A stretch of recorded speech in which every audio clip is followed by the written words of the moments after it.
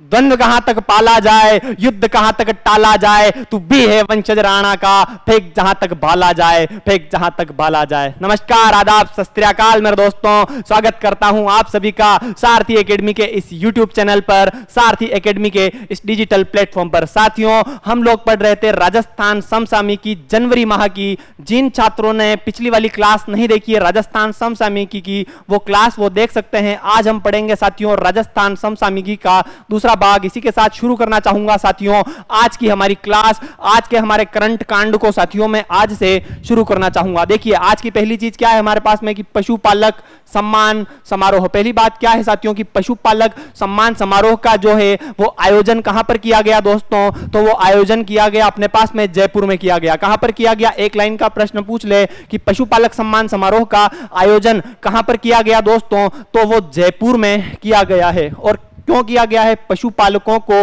प्रोत्साहित करने हेतु पशुपालक सम्मान समारोह का आयोजन किया गया। और पशुपालकों को क्या किया गया दोस्तों, सम्मान प्रदान किया गया, पुरस्कार प्रदान किया गया। अगला देख लीजिए साथियों, गंगा रीइमेजिनिंग, रेजुविनेटिंग और रिकनेक्टिंग। क्या है साथियों, ये एक पुस्तक है जिसका नाम है हमारे पास में गंगा रीइमेजिनिंग, रेजुविनेटिंग, रिकनेक्टिंग। इस पुस्तक के लेखक कौन है, सीधी सी हमें एक ही चीज को याद रखना है कि ये पुस्तक के लेखक कौन है। तो इसके लेखक है एक तो राजीव रंजन मिश्रा और एक है साथियों पुष्कल उपाध्याय। कौन कौन है इस पुस्तक के लेखक, एक तो है दोस्तों राजीव रंजन मिश्रा और एक है दोस्तों पुष्कल उपाध्याय। अगली बात क्या है साथियों, आगे की खबर देखिए, जनवरी में क्या चल रहा था अपने पास में, इंदिरा रसोई योजना हेतु प्रति थाली अनुदान बढ़ा दिया गया। ये साथियों इस पर आप 5 स्टार डाल दीजिए, फुलझड़ियां लगा दीजिए, क्योंकि मेरे दोस्तों अंदर से आवाज आ रही है कि ये प्रश्न किसी न किसी परीक्षा में तो पूछा ही जाएगा। एलडीसी, वनपाल, वन रक्षक, रीट वालों, सीईटी वालों, ये प्रश्न किसी ना किसी परीक्षा में तो पूछा ही जाएगा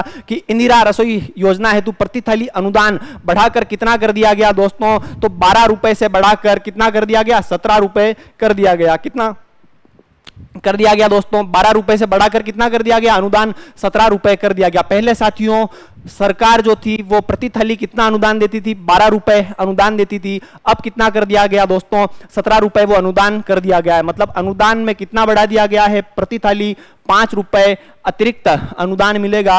और कब से मिलेगा ये अतिरिक्त अनुदान, 1 जनवरी 2022 से कितना मिलेगा साथियों, 12 की जगह 17 रुपए अनुदान मिलने वाला। इंदिरा रसोई योजना क्यों शुरू की गई थी दोस्तों, तो कोई भूखा न सोए संकल्प को सिद्ध करने के लिए यह इंदिरा रसोई योजना शुरू की गई थी। साथियों चर्चा कर लेते हैं इंदिरा रसोई योजना के बारे में। किसके बारे में दोस्तों, इंदिरा रसोई योजना के बारे में। बहुत ही ज्यादा महत्वपूर्ण ये योजना, इसका दोस्तों हम लोग पोस्टमार्टम कर देते हैं। कब से शुरू हुई थी दोस्तों इंदिरा रसोई योजना, तो 20 अगस्त 2020 से। कब से शुरू हुई थी दोस्तों इंदिरा रसोई योजना, तो 20 अगस्त 2020 से शुरू हुई थी। दिमाग को आप खोपड़ी की गहराइयों में डाल दीजिए कि 20 अगस्त 2020 से इंदिरा रसोई योजना शुरू हुई थी। 20 अगस्त को क्या मनाया जाता है दोस्तों, सद्भावना दिवस मनाया जाता है। क्या मनाया जाता है साथियों, 20 अगस्त को सद्भावना दिवस जो है वो मनाया जाता है। और 20 अगस्त को ही राजीव गांधी की जयंती मनाई जाती है। क्या मनाई जाती है दोस्तों, राजीव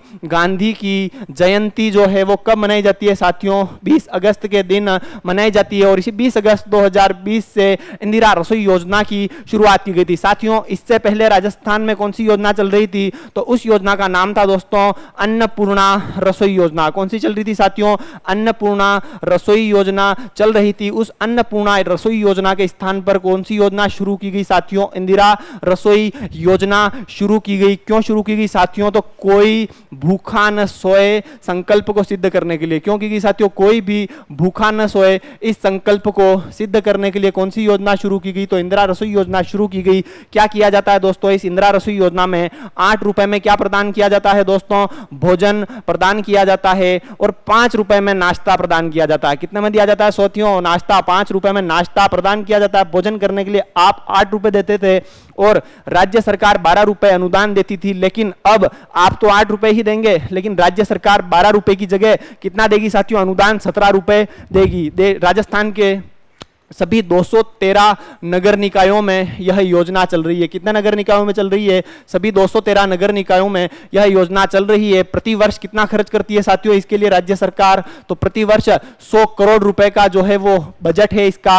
और कौन से विभाग के द्वारा चलाई जा रही है साथियों ये? तो यह योजना स्वायत्त शासन विभाग के द्वारा चलाई जा रही है। कौन से विभाग के द्वारा चलाई जा रही है मेरे दोस्तों? स्वायत्त शासन विभाग के द्वारा यह योजना जो है चलाई जा रही है। तो साथियों ये हुई हमारे पास में चर्चा किसके बारे में? इंदिरा रसोई योजना के बारे में। इससे पहले कौन सी चल रही थी साथियों? अन्नपूर्णा रसोई योजना जो है वो चलाई जा रही थी और 100 करोड़ रुपए जो है वो इसका वार्षिक बजट है। ये हुई साथियों चर्चा किसके बारे में? इंदिरा रसोई योजना के बारे में। अगली चर्चा देखिए साथियों और क्या थी नेक्स्ट चर्चा हमारे पास में कि रामेश्वर चौधरी का निधन हो गया। साथियों हाल ही में किसका निधन हो गया? रामेश्वर चौधरी का निधन हो गया। कितनी उम्र पूरी की इन रामेश्वर चौधरी ने दोस्तों? तो 104 वर्ष की उम्र पूरी की रामेश्वर चौधरी ने, मतलब शतक मार गए थे। कौन? रामेश्वर चौधरी। कौन थे रामेश्वर चौधरी? तो झुंझुनू निवासी स्वतंत्रता सेनानी थे। एक लाइन का प्रश्न अगर पूछ लिया जाए कि हाल ही में रामेश्वर चौधरी का निधन हो गया, ये रामेश्वर चौधरी कौन थे साथियों? तो ये झुंझुनू निवासी स्वतंत्रता सेनानी थे और स्वतंत्रता संग्राम में इन्होंने भाग लिया था। ये हुई साथियों चर्चा रामेश्वर चौधरी के बारे में। अगली खबर देखते हैं कि अगली खबर क्या थी जनवरी 2022 की। अगला देख लीजिए भजनलाल जाटव। कौन से जाटव दोस्तों? भजनलाल जाटव। कौन है ये भजनलाल जाटव? तो ये दोस्तों राजस्थान में पीडब्ल्यूडी मंत्री है, मतलब सार्वजनिक निर्माण विभाग के मंत्री है ये Bhajanlal Jatav. Public work department में मंत्री है ये। तो आरएसआरडीसी के नए चेयरमैन कौन बने हैं दोस्तों? तो वो बने हैं भजनलाल जाटव। मेरे लालो लालियों दिमाग की गहराइयों में इस बात को डाल दीजिए, गहराइयों की परतें खोल दीजिए कि हाल ही में आरएसआरडीसी के नए चेयरमैन कौन बने हैं दोस्तों? तो भजन लेकर एक नाम याद कर लीजिएगा। कौन बने हैं? भजनलाल जाटव। किसके चेयरमैन बने हैं? आरएसआरडीसी के। और इस आरएसआरडीसी का पूरा नाम क्या है दोस्तों? Rajasthan state road development and construction corporation limited इसका नाम है, जिसके चेयरमैन हमारे पास में भजनलाल जाटव बने हैं। और इसकी स्थापना कब की गई थी मेरे लालों? तो 1978 में इसकी स्थापना कर दी गई थी। यह हुई चर्चा साथियों किसके बारे में? भजन के बारे में, भजनलाल के बारे में। अगला देख लीजिए साथियों योग महोत्सव का आयोजन। यह साथियों आज का सबसे महत्वपूर्ण प्रश्न है कि योग महोत्सव का आयोजन जो है वो कहां पर किया गया था? फुलझड़ियां डाल लीजिए साथियों, क्योंकि परीक्षा में इसके फटने की संभावना है। तो योग महोत्सव का आयोजन कहां पर किया गया दोस्तों? तो नाथ द्वारा राजसमंद में 3 दिवसीय योग महोत्सव का आयोजन किया गया। कितने दिवसीय साथियों? 3 दिवसीय योग महोत्सव का आयोजन किया गया। 8 से लेकर 10 जनवरी 2022 तक 3 दिवसीय योग महोत्सव का आयोजन जो है दोस्तों नाथ द्वारा राजसमंद में किया गया। 3 दिवसीय योग महोत्सव का आयोजन 8 से लेकर 10 जनवरी 2022 तक किसके द्वारा किया गया इस योग महोत्सव का आयोजन? तो दोस्तों आयुष मंत्रालय के द्वारा। किसके किया गया दोस्तों? आयुष मंत्रालय के द्वारा इस योग महोत्सव का आयोजन जो है वो किया गया था। साथियों बात आई है किसके बारे में? नाथ द्वारा के बारे में। तो चर्चा कर लेते हैं हम साथियों नाथ द्वारा के बारे में। नाथ द्वारा के बारे में हम चर्चा कर लेते हैं साथियों। पिछवैया कहां की प्रसिद्ध है दोस्तों? तो पिछवैया जो है वो नाथ द्वारा की प्रसिद्ध है। और तारकशी के जेवर, तारकशी के जेवर दोस्तों कहां के प्रसिद्ध है साथियों? तो तारकशी के जेवर जो हैं वे भी अपने पास में नाथ द्वारा के प्रसिद्ध है। इसके अलावा साथियों श्रीनाथ जी का मंदिर कहां पर है स्थित है साथियों? श्रीनाथ जी का मंदिर जो है वो नाथ द्वारा में जो है वो स्थित है। और श्रीनाथ जी का मंदिर जो है मेरे लालों और मेरी लालियों कौन से संप्रदाय का है? तो दोस्तों वल्लभ संप्रदाय का मंदिर है। कौन किससे संप्रदाय का मंदिर है दोस्तों? वल्लभ संप्रदाय का मंदिर है। और वल्लभ संप्रदाय के मंदिरों में दिन में कितनी बार पूजा की जाती है दोस्तों? तो दिन में 8 बार पूजा की जाती है। कितनी बार पूजा की जाती है साथियों वल्लभ संप्रदाय के मंदिरों में? तो दिन में 8 बार पूजा की जाती है। इस मंदिर का निर्माण किसने करवाया था साथियों? तो इस मंदिर का निर्माण मेवाड़ के महाराणा राज सिंह ने करवाया था। किसने करवाया था दोस्तों? मेवाड़ के महाराणा राज सिंह ने इस मंदिर का निर्माण करवाया था। और इस मंदिर की मूर्ति को वृंदावन से कौन लेकर आया था यहां पर? तो उन पुजारियों का नाम था साथियों गोविंद व दामोदर। कौन थे साथियों? गोविंद व दामोदर इस मूर्ति को कहां से लेकर आए थे? वृंदावन से राजस्थान में लेकर आए थे। तो साथियों ये थी अपने पास में नाथ द्वारा के बारे में चर्चा, जहां पर हाल ही में योग महोत्सव का आयोजन किया गया। किसके द्वारा किया गया दोस्तों? तो योग महोत्सव का आयोजन आयुष मंत्रालय के द्वारा 8 से लेकर 10 जनवरी 2022 तक किया गया। अगला देख लीजिए साथियों, बाल विज्ञान कांग्रेस बहुत ही ज्यादा महत्वपूर्ण है। कौन सी कांग्रेस? बाल विज्ञान कांग्रेस। कौन से नंबर की थी दोस्तों ये? तो 29वीं। कब किया गया ये हमें याद नहीं रखना है, बस हमें ये याद रखना है दोस्तों कि 29वीं बाल विज्ञान कांग्रेस का आयोजन किया गया। कौन सी थी साथियों? 29वीं राज्य स्तरीय बाल विज्ञान कांग्रेस कार्यक्रम का आयोजन किया गया। कब किया गया वो हमारे किसी भी काम का नहीं है। और किस प्रकार से किया गया साथियों? तो यह कांग्रेस जो थी वर्चुअली आयोजित की, अर्थात इसका आयोजन जो है दोस्तों ऑनलाइन जो है वो किया गया था। कैसे किया गया था साथियों? ऑनलाइन इसका आयोजन जो है वो किया गया था। और इसका उद्घाटन किसने किया था? विज्ञान एवं प्रौद्योगिकी राज्य मंत्री जाहिदा खान ने किया था। किसने किया था मेरे लालों? जाहिदा खान के द्वारा किया गया था। कौन है ये जाहिदा खान? विज्ञान एवं प्रौद्योगिकी राज्य मंत्री है। साथियों ये हुई चर्चा बाल विज्ञान कांग्रेस के बारे में। अगली चर्चा देखते हैं कि आगे की एक मुश्त समझौता योजना कब चलाई गई थी दोस्तों? ये एक मुश्त समझौता योजना तो 2020 और 21 में यह एक मुश्त समझौता योजना चलाई गई थी। साथियों हम लोग जानते हैं कि कोरोना ने जो है वो अर्थव्यवस्था को बड़े बुरे तरीके से प्रभावित किया और उस कोरोना ने किसानों को भी नहीं छोड़ा। तो कोरोना के कारण जो किसान प्रभावित हुए उन्हें राहत देने के लिए कौन सी योजना चलाई गई थी मेरे लालों? उस योजना का नाम था एक मुश्त समझौता योजना। कौन सी समझौता योजना दोस्तों? एक मुश्त समझौता योजना। तो कोरोना के कारण किसानों को राहत देने हेतु यह योजना चलाई गई थी। क्यों चलाई गई थी साथियों? कोरोना के कारण किसानों की आय क्या हो गई थी साथियों? बंद हो गई थी। वे लोग सहकारी बैंकों से जो ऋण लिए थे उसका ना तो ऋण चुका पा रहे थे और ना ही ब्याज चुका पा रहे थे। तो उसके लिए साथियों कौन सी योजना लेकर आई गई? एक मुश्त समझौता योजना। इस योजना में क्या किया गया दोस्तों? जो किसान जो थे उसके जो अवधि पार ऋण थे उसमें 50% तक की जो है वो छूट प्रदान की गई। ब्याज की दरें क्या कर दी गई साथियों? कम कर दी गई। यह है साथियों एक मुश्त समझौता योजना।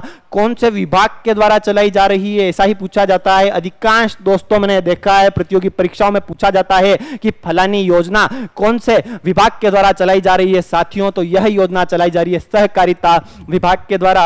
और सहकारिता मंत्री दोस्तों अभी कौन है? वो है साथियों अपने उदय लाल आंजना।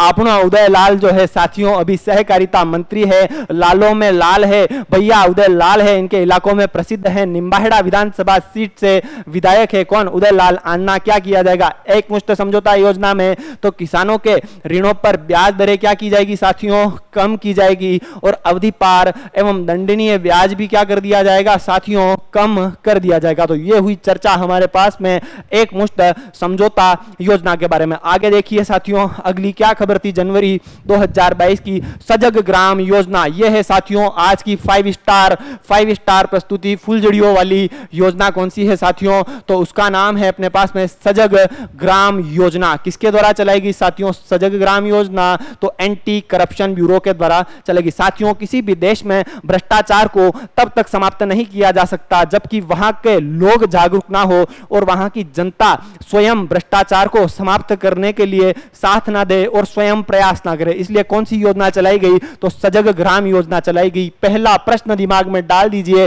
कि सजग ग्राम योजना को किसके द्वारा चलाया गया दोस्तों? तो वो चलाया गया है एंटी करप्शन ब्यूरो के द्वारा। किसके द्वारा चलाया गया साथियों? एंटी करप्शन ब्यूरो के द्वारा चलाया गया। उद्देश्य क्या है? तो ग्रामवासियों को भ्रष्टाचार व अपने हितों के प्रति जागरूक करना। साथियों इसके तहत क्या किया जाएगा? जो ग्रामवासी हैं, जो गांवों में रहने वाले लोग हैं, उनको भ्रष्टाचार के प्रति जागरूक किया जाएगा। उन्हें यह बताया जाएगा कि उनसे कोई व्यक्ति अगर रिश्वत मांगे तो उसे किस प्रकार से पकड़ाना है, उसे किस प्रकार से रंगे हाथों पकड़ाना है, इसकी भी उन्हें साथियों ट्रेनिंग दी जाएगी। रंगे हाथ पकड़ाने में उन्हें सुविधा दी जाएगी साथियों। तो ग्रामवासियों को भ्रष्टाचार व अपने हितों के प्रति जागरूक करना इस सजग ग्राम योजना का उद्देश्य है। और एसीबी ने कितने गांवों को गोद लिया है साथियों? तो कैसे याद रहेगा? 51 गांवों को गोद लिया है। कितने गांवों को गोद लिया है मेरे लालों? तो 51 गांवों को गोद लिया है। 51 एक शुभ आंकड़ा है। उसी शुभ आंकड़े की पालना करते हुए एसीबी ने कितने गांवों को गोद लिया है दोस्तों? 51 गांवों को गोद लिया है। और क्यों चलाई गई है साथियों यह सजग ग्राम योजना? तो भ्रष्टाचार के विरुद्ध जीरो टॉलरेंस की नीति के तहत। किसके तहत चलाएगी साथियों? भ्रष्टाचार के विरुद्ध जीरो टॉलरेंस की नीति के तहत राजस्थान में सजग ग्राम योजना जो है एंटी करप्शन ब्यूरो के द्वारा साथियों चलाई गई। ये हुई साथियों चर्चा सजग ग्राम योजना के बारे में। आगे की देखिए, आगे की क्या खबर थी दोस्तों? उष्ट्र कल्याण शिविर, यह भी एक बड़ा महत्वपूर्ण प्रश्न है, एक स्टार तो आप इस पर डाल ही सकते हैं कि उष्ट्र कल्याण शिविरों का आयोजन कब से लेकर कब तक किया गया। तो साथियों तारीख है 22 जनवरी 2022 से 26 फरवरी 2022 तक प्रत्येक शनिवार को किया गया। कब किया गया साथियों इन उष्ट्र कल्याण शिविरों का आयोजन? तो प्रत्येक शनिवार को इसका आयोजन जो है वो साथियों किया गया था। और किसने किया था इन उष्ट्र कल्याण शिविरों का आयोजन? पशुपालन विभाग के द्वारा किया गया था। किसके द्वारा किया गया था साथियों? पशुपालन विभाग के द्वारा इन उष्ट्र कल्याण शिविरों का आयोजन कर दिया गया था। क्यों किया गया था? राज्य में ऊंट की घटती हुई जनसंख्या की चिंताजनक समस्या को दूर करने के लिए। दोस्तों देखिए राजस्थान में क्या है, ऊंटों की संख्या जो है दोस्तों बहुत ही तेज गति से क्या हो रही है, कम हो रही है। और उस समस्या का समाधान करने के लिए क्या किया गया साथियों? उष्ट्र कल्याण शिविरों का आयोजन किया गया। कहां पर किया गया? ऊंट बाहुल्य क्षेत्रों में, जहां पर ऊंटों की जनसंख्या ज्यादा है उन्हीं क्षेत्रों में आयोजन किया गया। संख्या कैसे कम हो रही है? 2017 की जो 20वीं पशु गणना है, कौन सी गणना है साथियों? 20वीं जो पशु गणना है उसके अनुसार ऊंटों की संख्या कितनी कम हो गई है? 34.69% की ऊंटों की संख्या में कमी हो गई है। इसलिए साथियों क्या किया गया? उष्ट्र कल्याण शिविरों का आयोजन किया गया। बात कर लेते हैं साथियों ऊंट के बारे में। किसके बारे में बात कर लेते हैं साथियों? तो ऊंट के बारे में। भारत में सबसे ज्यादा ऊंट कहां पे है साथियों? तो सर्वाधिक ऊंट जो है कहां पर है दोस्तों देश में? वो है आपनो राजस्थान में। कहां है मेरे लालों? आपनो राजस्थान में सबसे ज्यादा ऊंट है। और राजस्थान में भी सर्वाधिक ऊंट कहां पर है दोस्तों? तो वो है अपने पास में जैसलमेर में है। कहां पर है दोस्तों? राजस्थान में सबसे ज्यादा ऊंट वो है अपने पास में जैसलमेर में है। और ऊंट पालक जाति कौन सी है दोस्तों? तो ऊंट पालक जाति जो है वो है रायका या फिर रेबारी जाति। कौन सी है दोस्तों? रायका या फिर रेबारी जाति जो है वो ऊंट पालक जाति है। और ऊंट रक्षक देवता कौन से है साथियों? तो ऊंट रक्षक जो है वो देवता है अपने पास में वो है पाबूजी राठौड़। कौन से है साथियों? पाबूजी राठौड़ जो है वो मेरे दोस्तों ऊंट रक्षक देवता है। और ऊंटों की सर्वाधिक संख्या कहां पर है दोस्तों? राजस्थान में है। 2017 की 20वीं जो पशु गणना है साथियों उसमें ऊंटों की संख्या कितनी कम हो गई? तो 34.69% कम हो गई। इसलिए क्या किया जा रहा है साथियों? उष्ट्र कल्याण शिविरों का आयोजन किया जा रहा है। ऊंटों की प्रजातियां कौन सी है साथियों? तो बीकानेरी जो है वो एक ऊंट की प्रजाति है, बीकानेरी गोमठ। इसके अलावा साथियों नाचना, बीकानेरी गोमठ, नाचना और सिंधी कच्छी मेवाती। कौन सी दोस्तों? बीकानेरी गोमठ, नाचना, सिंधी कच्छी और मेवाती। ये सभी साथियों किसकी प्रजातियां है? ऊंट की प्रजातियां है। और ऊंट को रेगिस्तान का क्या कहा जाता है दोस्तों? जहाज कहा जाता है। ये तो हम बचपन से पढ़ पढ़कर अब तैयार हो चुके हैं, पारंगत हो चुके हैं कि परीक्षा में देखते ही कर देंगे। रेगिस्तान का जहाज किसको कहा जाता है? ऊंट को कहा जाता है दोस्तों। और अगर इसको लगा डाला तो लाइफ जिंगा लाला साथियों। ये चर्चा हुई साथियों ऊंट के बारे में। स्क्रीनशॉट अगर लेना चाहते हैं साथियों तो 10 सेकंड के अंदर आप लोग इसका स्क्रीनशॉट ले सकते हैं। इसी के साथ साथियों आगे की खबर देखिए। अगली क्या खबर आई थी जनवरी से? अगला देख लीजिए साथियों, 12वां राष्ट्रीय मतदाता दिवस कब मनाया गया साथियों? 12वां राष्ट्रीय मतदाता दिवस तो 25 जनवरी 2022 को 12वां राष्ट्रीय मतदाता दिवस जो है वो मनाया गया। क्यों मनाया जाता है मतदाता दिवस? कब मनाया जाता है दोस्तों? तो 25 जनवरी को मनाया जाता है। कब मनाया जाता है मेरे लालों और लालियों? 25 जनवरी को मनाया जाता है। क्यों? क्योंकि 25 जनवरी 1950 को किसकी स्थापना हुई थी साथियों? तो भारत के निर्वाचन आयोग की क्या हो गई थी दोस्तों? इस दिन स्थापना हो गई थी। इसीलिए 25 जनवरी को राष्ट्रीय मतदाता दिवस मनाया जाता है। सबसे महत्वपूर्ण बात कि इस वर्ष के राष्ट्रीय मतदाता दिवस की थीम क्या थी? तो उसकी थीम साथियों दिमाग की गहराइयों में डाल दीजिएगा, चुनावों को समावेशी, सुगम व सहभागी बनाना। क्या बनाना दोस्तों? चुनावों को समावेशी, सुगम व सहभागी बनाना। यह हुई साथियों राष्ट्रीय मतदाता दिवस के बारे में चर्चा। बात कर लेते हैं साथियों निर्वाचन आयोग के बारे में। किसके बारे में चर्चा क्या कर लेते हैं साथियों, निर्वाचन आयोग के बारे में हम लोग चर्चा कर लेते हैं। राष्ट्रीय निर्वाचन आयोग के बारे में तो संविधान का कौन से भाग में इसका उल्लेख है, संविधान के भाग 15 में अनुच्छेद 324 से लेकर 329 तक जो है वो अपने पास में इसका उल्लेख है। यह किस प्रकार का आयोग है दोस्तों, तो यह जो है वो एक प्रकार का संवैधानिक आयोग है। कौन सा आयोग है दोस्तों, एक प्रकार का संवैधानिक आयोग है। क्यों, क्योंकि इसका उल्लेख जो है वो संविधान में मिलता है। और प्रथम मुख्य निर्वाचन आयुक्त कौन थे साथियों भारत के, तो वो थे अपने पास में सुकुमार सेन। कौन थे लालो, तो सुकुमार सेन जो है भारत के प्रथम मुख्य निर्वाचन आयुक्त थे। वर्तमान में कौन है दोस्तों, तो वर्तमान में है अपने पास में राजीव कुमार। कौन है लालो वर्तमान में, तो वो है दोस्तों अभी राजीव जो है वो कुमार हैं। और इसके अलावा सार्वभौमिक व्यस्क मताधिकार किसमें निकला है साथियों, तो अनुच्छेद 326। इसमें क्या लिखा गया है दोस्तों, सार्वभौमिक व्यस्क मताधिकार की बात जो है अनुच्छेद 326 के तहत की गई है। सार्वभौमिक व्यस्क मताधिकार जो है वो अनुच्छेद 326 में दिया गया है। इसका अर्थ है कि 18 वर्ष से अधिक का जो भी व्यक्ति है वो मतदान जो है वो कर सकता है। यह हुई साथियों हमारे पास में चर्चा निर्वाचन आयोग के बारे में। और 25 जनवरी को क्या मनाया गया साथियों, 12वां राष्ट्रीय मतदाता दिवस, जिसकी थीम क्या थी साथियों, चुनावों को समावेशी, सुगम व सहभागी बनाना। आगे की खबर देखते हैं साथियों, आगे का क्या था अपने पास में, स्वस्थ बेटी अभियान। साथियों स्वस्थ बेटी अभियान की शुरुआत कहां से की गई, तो अलवर के बाणसुर से। साथियों इस चीज को दिमाग की खोपड़ी में आप लोग डाल दीजिए कि स्वस्थ बेटी अभियान की शुरुआत कहां से की गई, तो बाणसुर से की गई थी। और ये बाणसुर कहां पर पड़ता है दोस्तों, तो वो अलवर में पड़ता है। 24 जनवरी 2022 को राष्ट्रीय बालिका दिवस के अवसर पर क्या बात निकली साथियों, कि राष्ट्रीय बालिका दिवस जो है वो कब मनाया जाता है, 24 जनवरी को मनाया जाता है। और 24 जनवरी 2022 से राष्ट्रीय जो है स्वस्थ बेटी अभियान की जो है वो अपने पास में शुरुआत की गई थी। इसका उद्देश्य क्या था, तो बेटियों के स्वास्थ्य के प्रति जागरूकता बढ़ाना। क्या था उद्देश्य साथियों इसका, बेटियों के स्वास्थ्य के प्रति जागरूकता बढ़ाना जो है वो इसका उद्देश्य था। विशेष क्या था कि राष्ट्रीय बालिका दिवस कब मनाया जाता है साथियों, 24 जनवरी के दिन मनाया जाता है। इसी प्रकार से राष्ट्रीय युवा दिवस कब मनाया जाता है दोस्तों, तो राष्ट्रीय युवा दिवस जो है वो अपने पास में 12 जनवरी के दिन मनाया जाता है। कब मनाया जाता है दोस्तों, राष्ट्रीय युवा दिवस 12 जनवरी के दिन जो है वो दोस्तों राष्ट्रीय युवा दिवस जो है वो मनाया जाता है। बात कर लेते हैं साथियों अलवर के बारे में। किसके बारे में बात कर लेते हैं साथियों, अलवर के बारे में, क्योंकि अलवर से ही क्या की गई साथियों, स्वस्थ बेटी अभियान की शुरुआत हुई। तो राजस्थान का स्कॉटलैंड किसको कहा जाता है दोस्तों, तो अलवर को राजस्थान का स्कॉटलैंड कहा जाता है। इसके अलावा पूर्वी राजस्थान का कश्मीर किसको कहा जाता है दोस्तों, तो पूर्वी राजस्थान का कश्मीर जो है वो भी अपने पास में अलवर को कहा जाता है।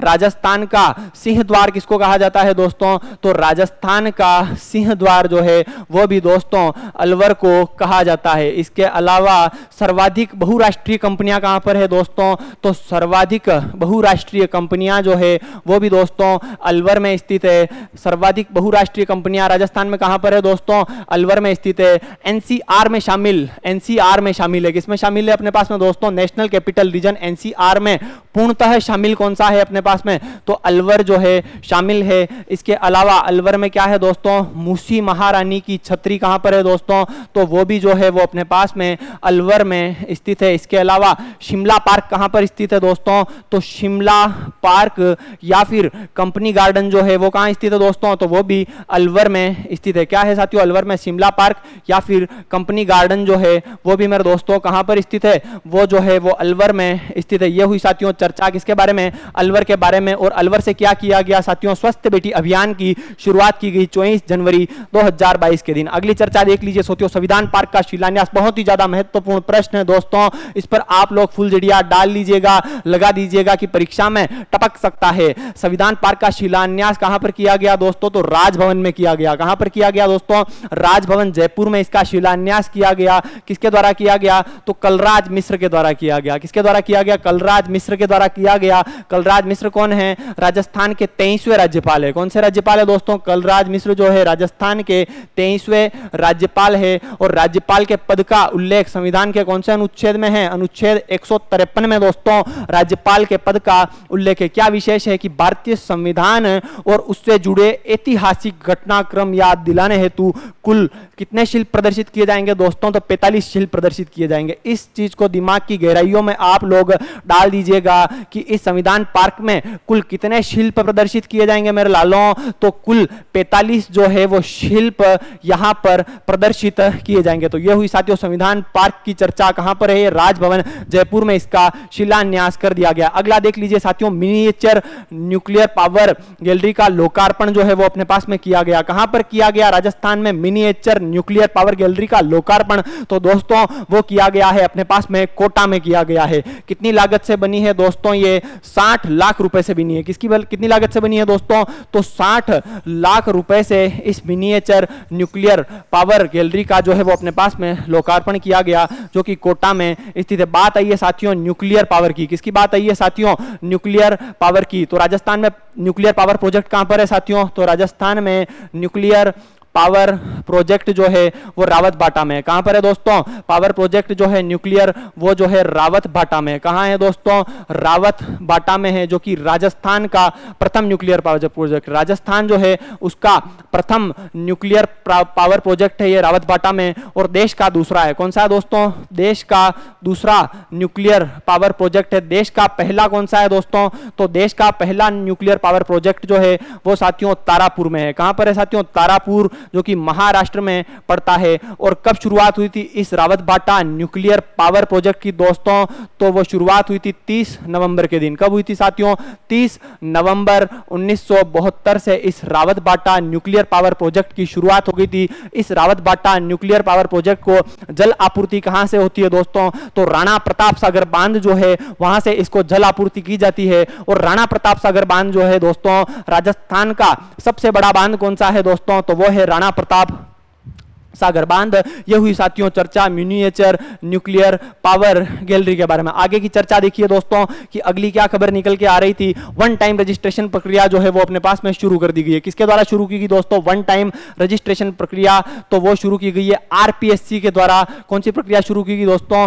वन टाइम रजिस्ट्रेशन प्रक्रिया शुरू की गई है। क्यों शुरू की गई है दोस्तों? इससे आवेदन में लगने वाले समय और त्रुटियों में क्या हो जाएगी दोस्तों? कमी आ जाएगी। क्या हो जाएगी दोस्तों? आवेदन में लगने वाले समय व त्रुटियों में क्या हो जाएगी अपने पास में साथियों? कमी हो जाएगी अपने पास में। बात कर लेते हैं दोस्तों आरपीएससी के बारे में। तो आरपीएससी का मुख्यालय कहां पर स्थित है साथियों?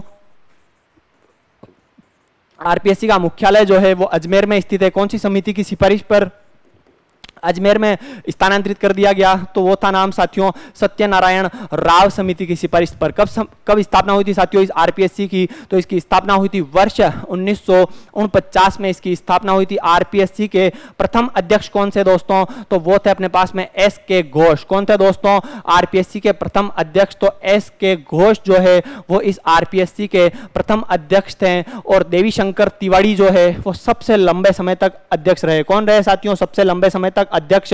तो देवी शंकर तिवारी जो है वो सबसे लंबे समय तक कौन रहे थे अपने पास में अध्यक्ष? देवी शंकर तिवारी रहे थे। और पीएस यादव, कौन से यादव दोस्तों? पीएस यादव जो है वो सबसे कम समय तक रहे। कौन रहे दोस्तों सबसे कम समय तक? तो पीएस यादव जो है वो सबसे कम समय तक आरपीएससी के अध्यक्ष रहे हैं। वर्तमान में आरपीएससी के अध्यक्ष कौन है दोस्तों? वो है संजय कुमार श्रोत्रिय। कौन है मेरे लालों और लालियों? संजय कुमार श्रोत्रिय जो है वर्तमान में दोस्तों आरपीएससी के अध्यक्ष है। तो ये हुआ साथियों पोस्टमार्टम किसका?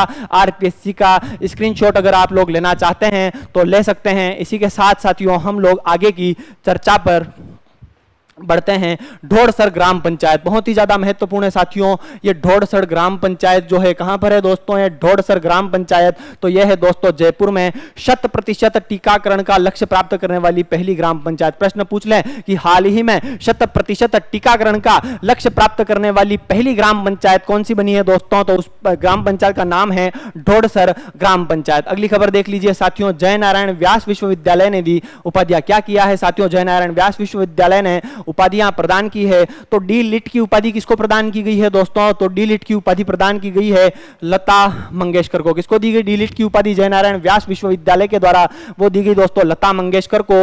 लता मंगेशकर को क्या कहा जाता है दोस्तों?